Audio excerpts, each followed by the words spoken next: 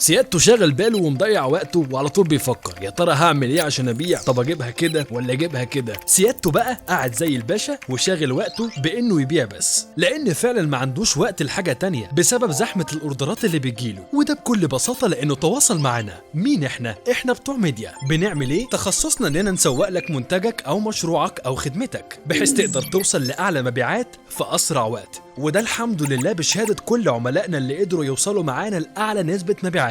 وانت معانا مش محتاج تشغل بالك بحاجة، لأننا بنقدم لك كل الخدمات اللي انت محتاجها وبأعلى كواليتي في سوق الميديا، عن طريق إنشاء خطة تسويقية متكاملة متفصلة ليك لضمان أفضل نتيجة.